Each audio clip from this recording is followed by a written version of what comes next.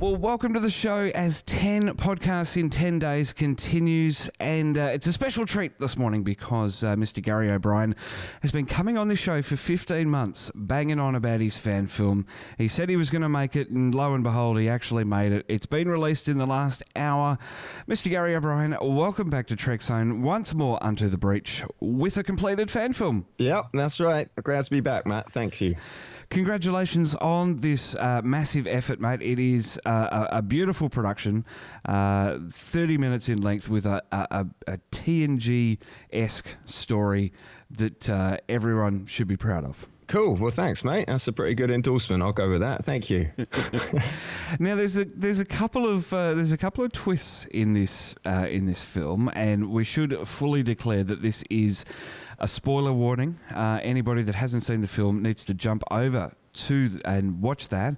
The link is available in the video description. Now, Gary, that's a good enough spoiler alert, I reckon. I reckon that's alerted sufficiently. Well done. So the twists in this plot, when you were scripting it, when you were breaking it down, sort of what was the thought process on all of that in the way that these characters developed over 30 minutes? Okay, so the twist you're referring to is that when Yeshua takes control of the ship.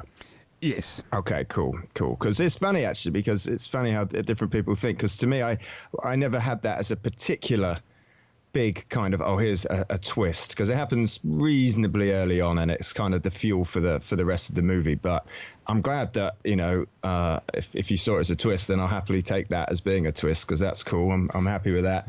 But yeah, I mean, I think it was just, it's more like when you come up with the concept of the story, you kind of start.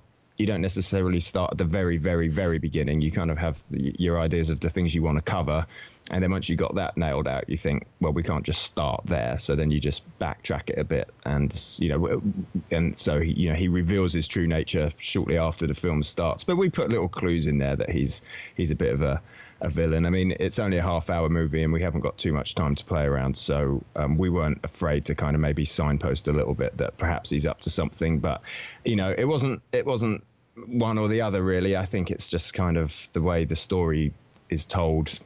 That's how it rolls, And as we move through the story, and our shuttle pod is thrown back in time, and yes, we're back on this planet. Something that you did so well in Chance Encounter is the location filming. And this time around, we're out planet side a little bit, and then we jump back into that shuttle pod that you spent some time and you expanded out that shuttle pod.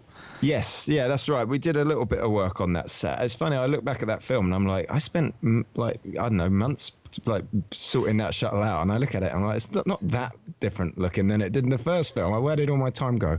But we did build the front on so that we could shoot some reverse angles from behind the seats, although we didn't do that much of that, but we could. So we built the sort of front triangular sections in, and a lot of what I did was make the control dashboard thing just a lot sturdier and a lot more photographable, if that's a word, because in the previous film it had all just sort of been resting together and it wasn't much to it, whereas I knew we were going to be in that set a lot more for this film. So I can't have it keep falling apart while we're trying to film with it. It's got to be built sturdily, and we built that little box on it a bit better. It had a little screen in it and some running lights under the window. So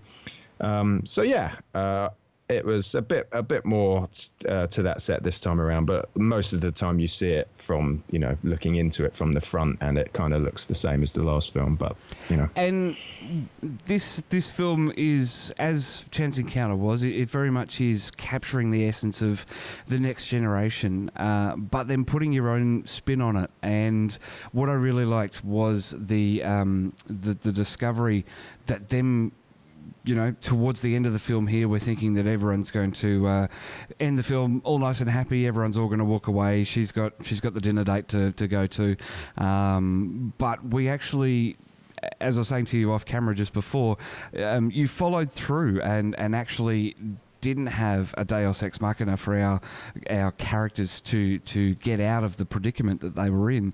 They really did end up giving their lives to save the planet. I just think that was a really nice touch, and it was done really well. And the best part with all of these sort of time stories is that you don't think too much about it. It all works out in the end. Yes, yeah, it does all work out. I mean, somebody might be able to figure out a way that we've made a mistake with the time loop type stuff. I wouldn't be surprised, because these things have a way of getting out of hand. But I think it's pretty watertight. I might, like I say, I could be corrected on that. But yeah, in terms of the characters dying, we don't have any obligation to these characters. They're not on a contract to come back next week and next week and next week. So you can ramp your story up and make it more dramatic by killing them than if they lived. So, just crank it up, man. There's no point keeping them alive at the end. What's the point, And seriously, it does make the story more interesting.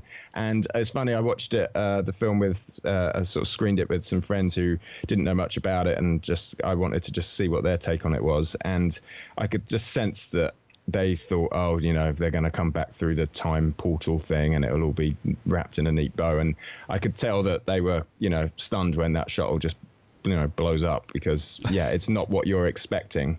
And yet when you think about it, there's no real reason why it can't, because like I say, it's not like we've got next week's episode to worry about. So exactly. Well, Gary, is there a third fan film on the horizon, even a twinkle in your mind's eye? I really have no idea. It's too big a thing to think about straight off the back of finishing one. So I have no capacity in my mind to think one way or the other about it at the moment. Fantastic, Gary. We'll go and revel in the success that is the Holy Core. And like I said, for anyone that hasn't seen it, I don't know why you're still watching this interview. You should have jumped onto the link in the video description. Check out the film. Come back and watch the interview as well. Mr. Gary O'Brien, thank you so much for checking in on Trekzone over the last 15 months as you've progressed with the Holy Core. And once again, congratulations on it, man. Thanks, man. I've enjoyed it, and thanks for having me on to talk about it. It's a pleasure.